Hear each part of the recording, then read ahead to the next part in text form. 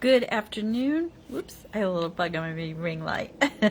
Happy Friday. It is Good Friday for us Christians, so I hope you have a good memorial on this day if you are a Jesus follower. And have a good Friday for everyone else as well. So I got a lot of questions last night. I think maybe even the day before, about Robert F. Kennedy Jr.'s comments on autism that he spoke this week as, the Secretary of Health and Human Services. A lot of people asked me what I felt about it. And so I kind of wanted to share my thoughts. And then if you're getting very upset with it, I wanted to give you some tools on how to deal with if you're getting backlash because of it. So, as you probably know, I have a profoundly autistic child who is 19 years old. She's wonderful, wonderful. She is wonderfully and perfectly made by God.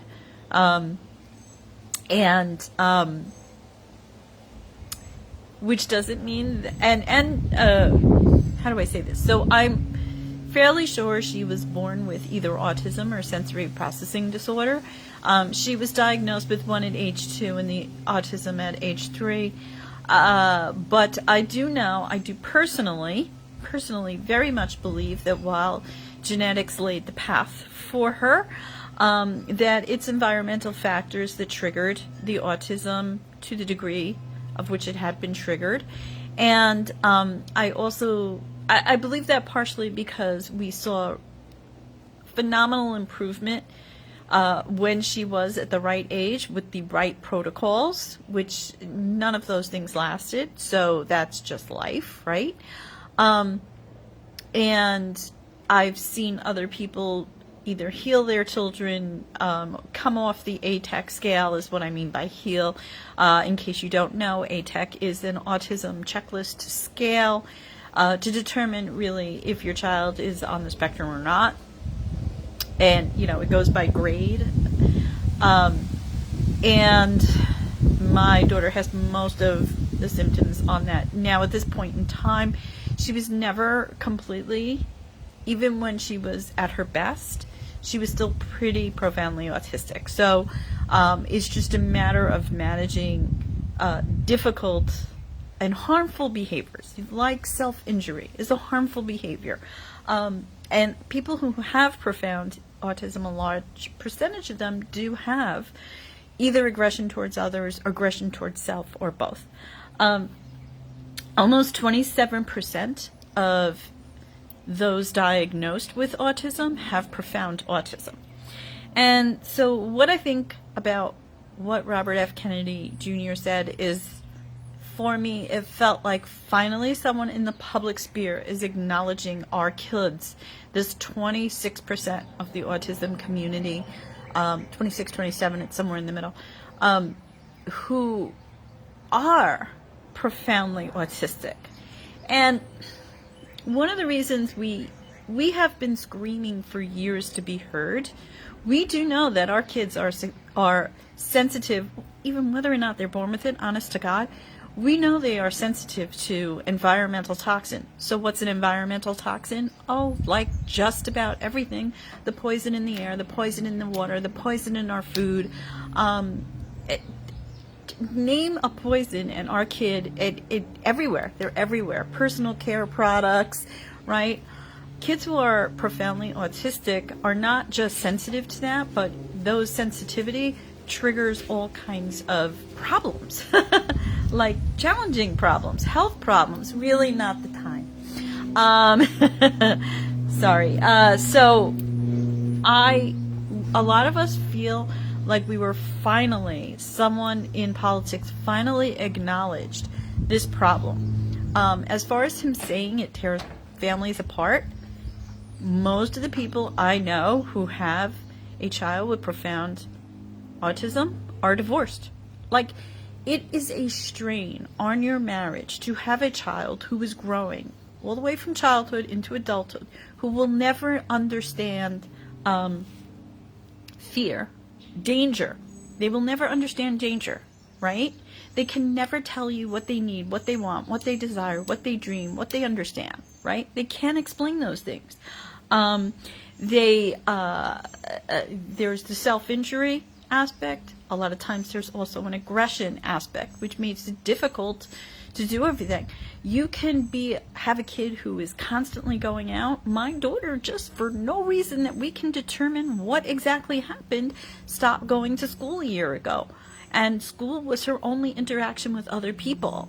And so now we've relocated and we're here and we can't get her to go to. They have a great program at the local church. We have not yet been able to get her to go to church. The odds are my daughter will never have a job, never be able to hold a job, never be able to live on her own, never be able to have a boyfriend, right now she doesn't have any peers as friends or any friends at all, really. Normally the only friends she ever gets is when she gets an aide at school, right? And so this is not the experience. So years ago, and I didn't realize how long ago, but now it was 2013. So stop telling me it's better diagnosis because they put all autism under the same umbrella. That was 12 years ago. It's not better diagnosis. So when they put everything from mildly affected to profoundly affected under one umbrella, that did those of us who have children profoundly affected, that was a disservice to us. You know, it is apples and oranges from one end of the spectrum. Yeah, it's a spectrum, but it doesn't all belong under the same. I can't categorize my child with a child who can sit in a regular standard classroom, who has friends, who will hold a job, who will probably maybe get married one day, who can date, who can drive a car. That's not even remotely her experience. And barring a miracle, and I'm open to miracles, I believe in Jesus, miracles can happen. Barring a miracle, that will never be her experience. So that's hi Marie, hi Monica, that's my experience. So to hear him say it to our families, I've known, I've watched, I've seen the destruction it's caused within my family.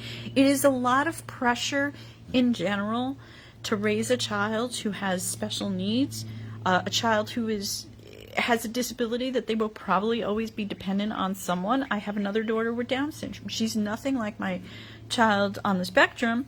They are vastly different, but that alone puts pressure on a marriage. The financial aspect, the inability to find something that can help your child, the inability for support, the inability at times when your child will not leave the home and then you cannot leave the home, the isolation, that tears a family apart.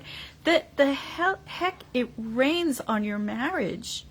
When she was born, I love her to death. I don't say any of this in a bad way.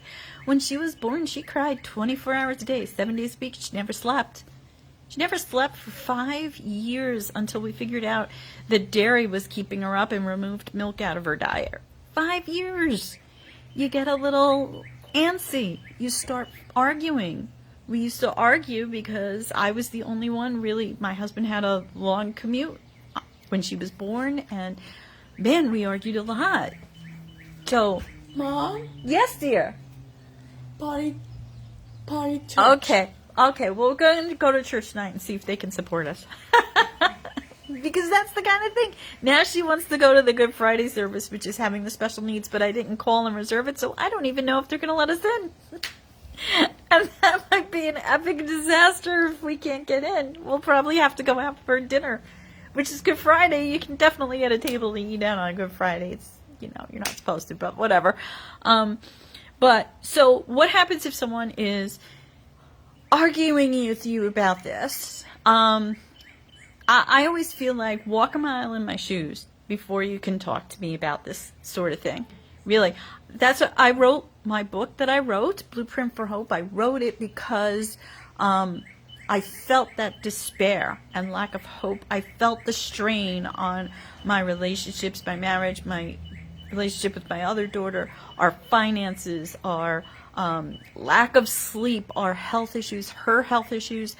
I felt it was so much strain, and that's why I wrote my book, because I personally believe that you can't walk this path in any kind of healthy way without the real God in your life, without Jesus in your life. That's my opinion, and that's what my book is geared towards, how to find hope even when things are just feel really hopeless. A lot of us feel hopeless.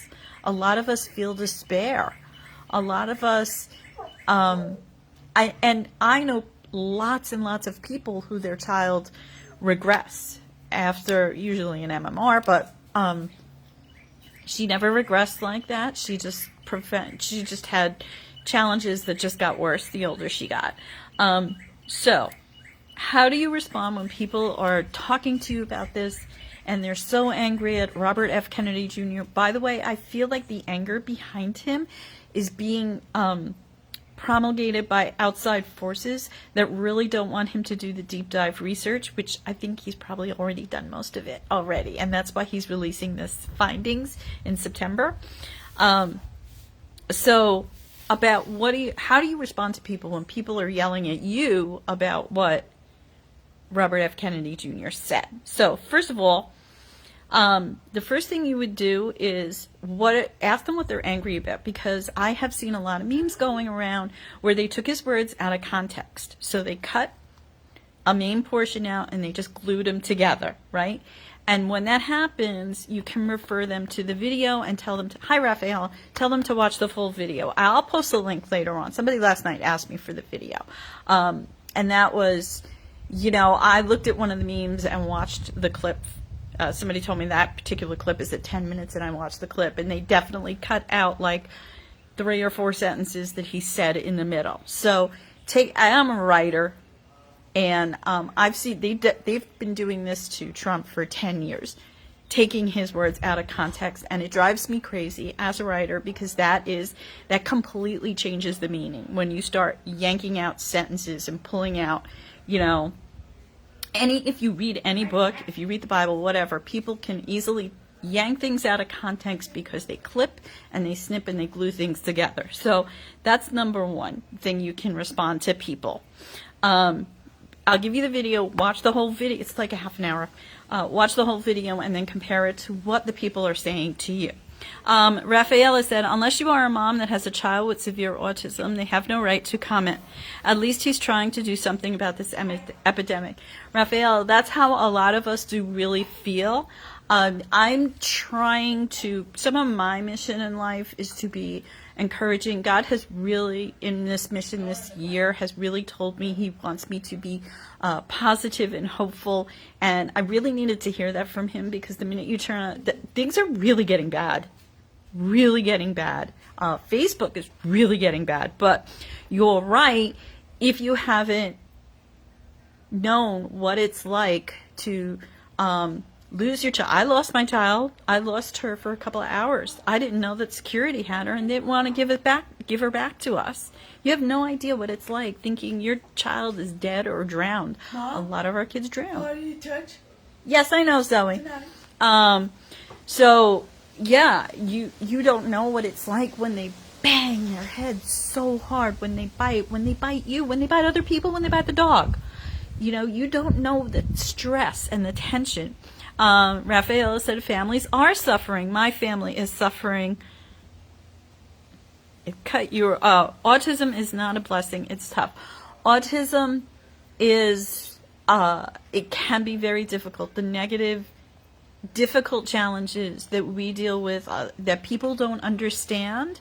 And I think one of our other complaints is what the media shows is the sunny, positive stuff, right? The Good Doctor. I won't watch. You could pay me to watch that show, really, seriously.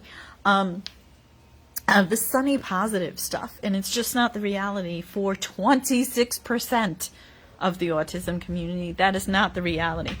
And then number 2, you can tell them that autism is too big an umbrella. So like I said before, people who used to be diagnosed with Asperger's are now under the autism spectrum, and really, I wish we would go back to Asperger's, because generally, if you have Asperger's, you are fairly high functioning, and you're not living the experience that my daughter is living. So, I think it's important to really understand that it's not just that it's umbrella, but it's a big, big umbrella, and one end of the spectrum has no idea what it's like to live at the other end of the spectrum. Raphael, if parents are divorcing or turning to drugs or alcohol to cut, absolutely, absolutely. There is not enough support, never has been, and not enough community.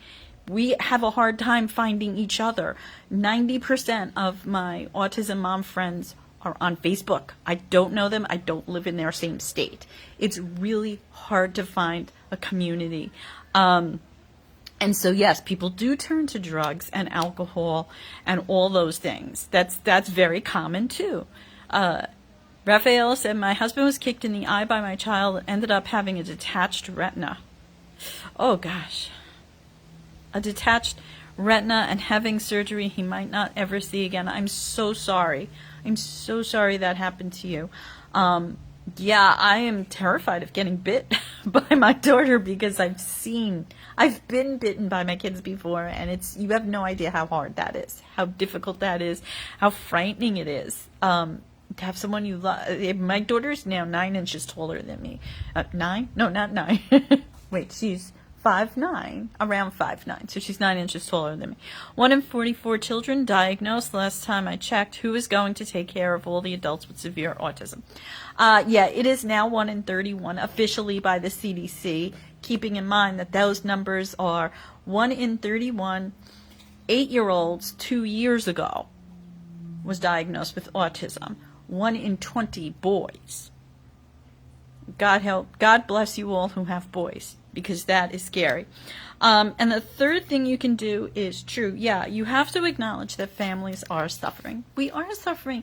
We're not blaming the child for putting this on us, but I think because there's this denial, right? There's this whole denial of, for years we've been hearing it's better diagnosis, and as a data geek, if you look at the numbers and you extrapolate things, it can't possibly be genetics exploded like that and better diagnosis. No, it doesn't even make sense when you actually look at the data, right? That completely looking at the data in a bar chart throws that out the window. But so I think it's helpful to acknowledge that parents are suffering. Years ago I used to say that there's a quote that was going around, some study from years ago, 7 or 8 years ago, that people raising kids with disabilities are more likely to have PTSD. And I experienced PTSD myself in 2022. And hi, Bridget, I think we have to acknowledge that. And that's just generic special needs. Never mind the special challenges that come with autism. So I have a daughter with Down syndrome, right? And we've had plenty of crazy challenges that I never thought I'd face, but not her smashing her head into the wall until, terrifyingly thought she would die, not wandering outside, having to keep my doors all locked so that she wouldn't run off in the night, like she did the one time we were in Disney. They were not the same challenges, and they were scarier. They were scarier, right? So if you have a child with Down syndrome, they're going to tell you she's more likely to have leukemia, more likely early onset Alzheimer, more likely to have heart condition. Our child does have a heart murmur. And are you supposed to be okay with that? Or is that going to upset you and make you worried for your child with Down syndrome? Well, if you have a child with autism, they are more likely to have aggression, unintended aggression, self-injurious behavior. The death rates, oh my gosh. Hi, Bridget. You didn't even want to know the lifespan is so low for people on the spectrum because of the community of profound disability, the lack of the sense of danger, and things like that. a lot of children, a lot of children drown because they wander, they have no sense of danger, they see the water, and they drown. And if you go to National Association of Autism, NAA website, on their Facebook page, they list, we're looking for her, we're looking for this missing child, that missing child, the other missing child. Oh, they found their body in the pond, in the lake. It happened, the area we just moved out of Lehigh Valley a couple of years ago. It happened to a family that had a New Year's Eve party. I assume they had a New Year's Eve party and hosted it to keep an eye for their child, and their child got out and got drowned in the creek, which wasn't even near their house. And because it's hard, you can't even host a party because you have to have eyeballs on your child 24/7. You have to do what you can. You have to put up flip locks and ring sensors and trackers and all those things. Hi, Kim. You have to do it because you don't know. You don't know one moment to the next. One time my daughter got this notion when she was like 5. She kept hiding in closets, and this was after we had lost her at Disney, and I was freaking out like every week because I couldn't find her in the house, and I had a sizable house, and then I realized that she was hiding in the closets. I was having a heart attack. I was like, all the doors were locked. I didn't hear any of that. I had sensors, motion sensors, that would say the door was ajar, the window was open, which is a good thing. You should definitely do that if your child has no sense of danger. Whatever your child's disability is, if they have no sense of danger, really put up security systems so you can see them and find them and track them and know when a window or door is open or any of that stuff. So she doesn't really wander anymore, mostly. But I have a lot of anxiety whenever we're in a crowd. I just do. I am constantly looking for her. Not even so much my other daughter, who's more prone to probably like get distracted. Got that like ADHD thing going on. Zoe's not. She's very zero focused, and that's great.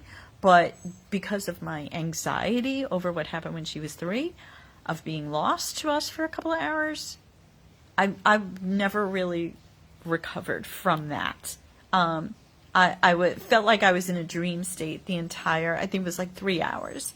It turned out that security had her, and they were doing this in Florida CPS thing to us, at Child Protective Services type nonsense to us. But yeah, it's, and at the same time, I don't want to tell you that, part of my book is like what happens when you don't have the means to help your child, to do the special diets and the protocols and all those things. What does God mean for you then? And I think that God puts us all in the right families. He blesses us with the children we're meant to have. And if you can't do a protocol or special diet or this or that or any of the million things that really did help my child when we could do them, that's not your path. Trust him. So it's funny because there are days when she's just really great and really lucid and really on target, and all the things I would love to do for her. I would love to do the spell to communicate, but I can't. I can't. I don't know how to even I don't even know if they do parent training anymore. I don't know how to get her to pay attention to me. She's like, she didn't want to hear her mom. There's that sense of they are just, she is just like, sometimes like a teenager or a 19-year-old girl. But, that's normal, right? You flip into, there's a lot of normal things she's going through for her age. It's just she can't communicate them. So that's how to respond. That's how to respond when someone says something to you, especially if it's nasty. Just be calm and cool and say things were taken out of context. Here's the video.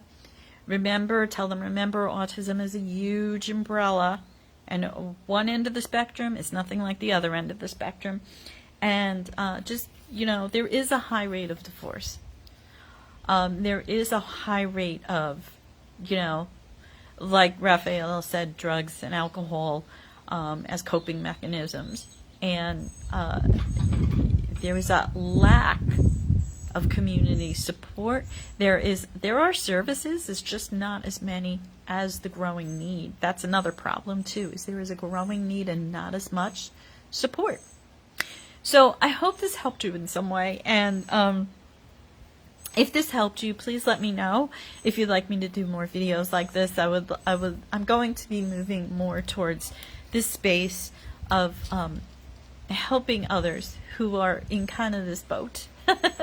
And, you know, I mean, we had a lot of things that really helped when she was little, and I would love to share those things that did help when she was little. And also there needs to be a conversation, because when kids are little and when kids are adults, no matter where they are on terms of abilities or disabilities,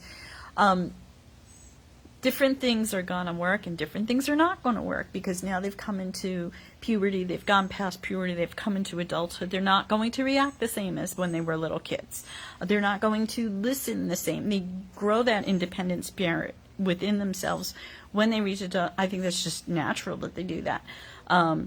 So, and I think a lot of the other issue with our autistic kids is just because they can't communicate doesn't mean they have a low, that doesn't mean they have intellectual disability. It looks like it, but it doesn't mean they're not Johnny on the spot, totally understand what's going on and what you're talking about. It just can't spit it back the way we can, right? So, always important to remember that. So, you know, we need to be honor them and respect them, and do the best we can. That's all. So, and of course, if worse comes to worse, if anybody harasses you, if you want to share, and I think we should share what Robert F. Kennedy said and how it's giving us hope and giving us peace, and giving us a template for something that we've been looking for a long time. And if somebody doesn't like that, you can always unfollow them, unfriend them, snooze them for 30 days. You don't have to keep up. I used to have a I never unfriend anyone policy, and I'm over that. I still very rarely unfriend someone. I will unfriend people who say nasty things on their own feeds, because I don't need that. But, you know, we just you be the light. You be the light. And if someone else is bringing darkness in your world, that it's not someone you need to have in your life, it's not your child, it's not your support system, spouse, whatever, it's not your inner circle, you know, you don't need to be friends with those people. All right. So that's it for me. I hope that you have a good weekend with your family. I hope, you know, today is Good Friday. We're going to go over to church and see if they'll let us in. If not, we're going to have to go out for dinner, I guess. And hopefully Sunday. We've been trying to get to church on Sunday. Nobody wants to leave the house on Sundays. And hopefully you'll be able, for those who celebrate Easter, I hope you have a very beautiful weekend, a beautiful Resurrection Day. And just keep in mind that it's not, I don't want to say it's darkest before the dawn, because sometimes the dawn doesn't come.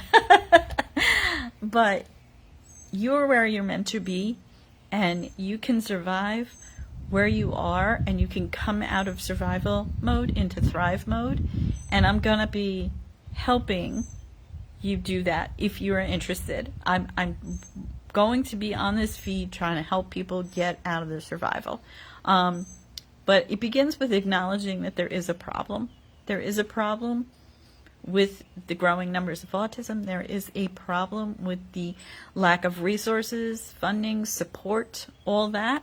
And we need to start figuring it out for ourselves what we're going to do to combat that. So have a great weekend, and I will talk to you next week. Bye.